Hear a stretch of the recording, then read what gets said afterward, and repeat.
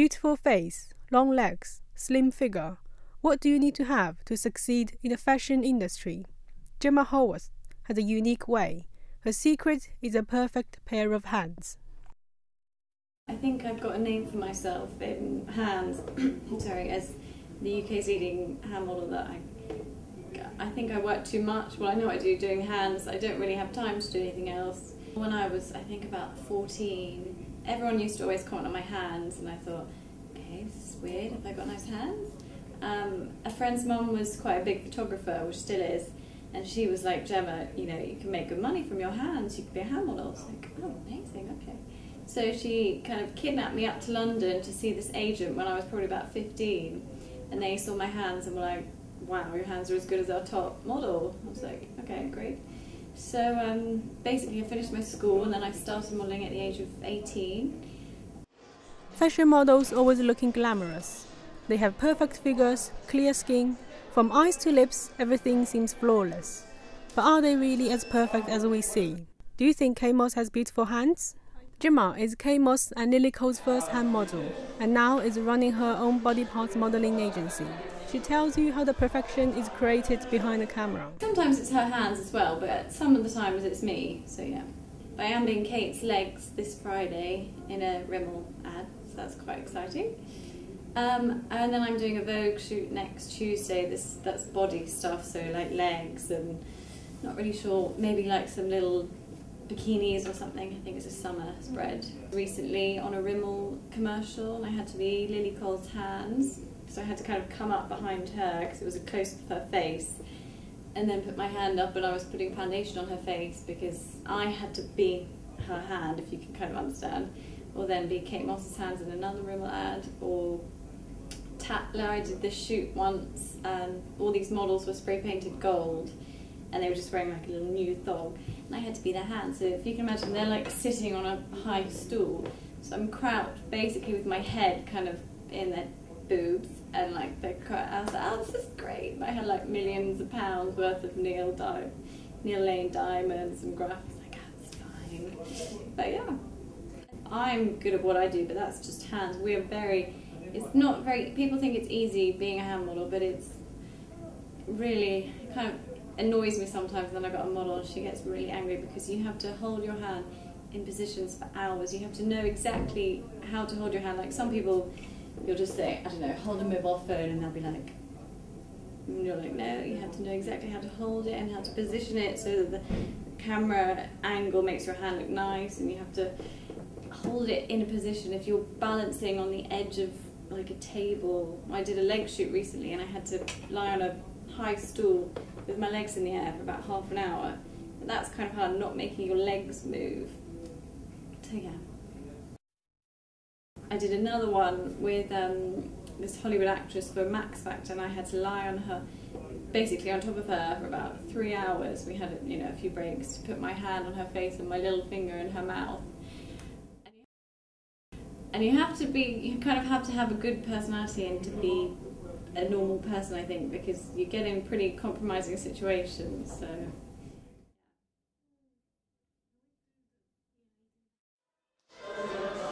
Probably the most important thing is how your hands look, because if they don't look good then you can't really do it. But there's a lot more than just having good hands, because I've known some models who've had, you know, beautiful, beautiful hands, but then they just don't know what to do.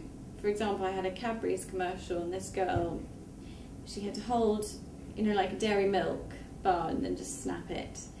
And she got in, it was a commercial, and the camera was overhead, and she just freaked out and she couldn't do it. And she basically was just telling the director she couldn't do it. And I'm like, you never tell him you can't do it. So I went in and I was just like, yeah. And then they all clapped. Well, okay. Hand models had to be so crazy about your hands, much more than a normal model. I would have to wear gloves all the time, not be able to touch anything. I do wear gloves all the time, and I do protect my hands a little crazily. Like on holiday last week, I was wearing tennis socks and I was sunbathing with sun cream on. But I had to do it, and the sun's still, I've still caught the sun. I'm so angry. So if it was like I got a paper cut, oh my god, that would be it. I wouldn't be able to work for about 3 weeks.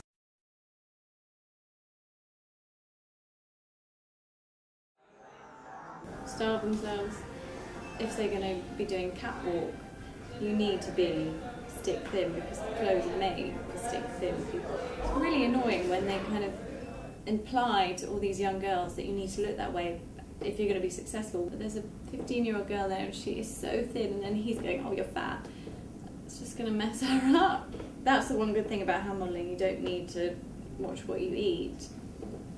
But then I can see why, you know, models and stuff, because the fashion industry is really, really harsh. It's competition as well. So if you're, you know, you've got girls living in model houses, so one girl might not eat and be really thin, and the other girls will be like, okay, maybe we won't eat. Everyone had, not everyone, but lots of people had eating disorders, so I know it really well.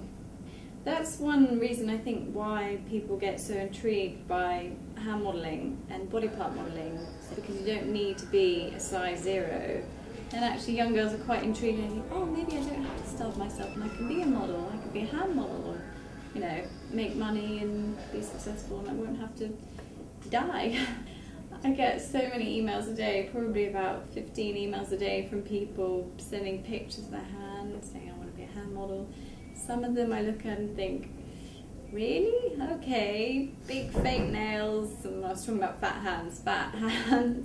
Other times they're, you know, really nice, or other times they're not. But I have to, basically I just tell them to send in pictures because I get so many emails, they just always think they can turn up to the office and show me their hands. These were done a bit like Steve McQueen kind of stuff, and they wanted them darker so you could see the hairs and everything. Is that you? Yeah. Oh, so cool. that one. You have to obviously be blessed, I guess, with either an amazing face or a unique face or great hands. Are you naturally that tanned? Well, I've been on holiday. I've just come back. No, it's good because I need. I keep tan because for the work. Yeah. It always is very good, you know. But you need to have a good personality. You need to be professional. Yeah,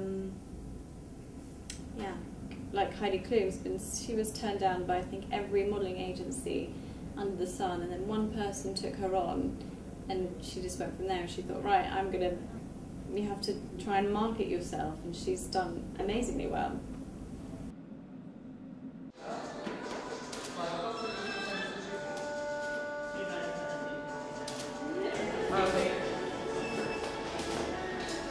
People have always said that models are dumb and, you know, whatever, but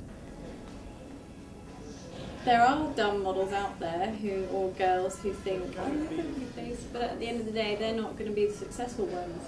The ones who are successful are people like Heidi Klum, Kate Moss, because they create more of a brand for themselves and they're much more business-minded. There's so much more to being a successful model than just having a pretty face. It's more about how you sell yourself. You can't just be a beautiful girl because there's so many beautiful girls who have beautiful hands. You need to, you know, I've worked so hard to get where I am, you know, because you have to have a good personality and also you know have to behave on a set. So, like, if you want to be recalled back, then you're going to try and work the situation. You're going to have to make friends with, try and work out who the booking, say if it's a magazine, the booking editor, and then try and, you know, make sure that you're very pleasant. Just make sure that you do the job really well, professional, and you're friendly. Because if you're boring and you're not, you know, no one's going to remember you, so you kind of have to be a little bit, not spunky, but, you know, have some personality.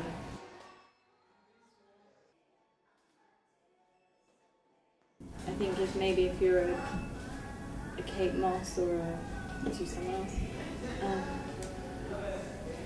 Lily Cole, then their identity is how they look. And I can see that the girls would think everything is perfect, I can't be perfect, but I, you know, want to tell people, well, you don't have to be perfect. I'm not perfect, but I've got maybe perfect, it's kind of perfect hands, but Kate Moss might not have perfect feet or perfect legs, but she's still seen as being perfect, so you can't, you know, no one's perfect. But then the media make everyone seem perfect. people like Kate Moss, people like me, no one can be perfect. Just do the best that you can do. If you think you've got nice hands, then contact someone like Hand Models One, like us, and if we think you've got good hands, great, we'll test you out, but if not, then you might be, you know, really intelligent and you might want to do politics or something else, so yeah.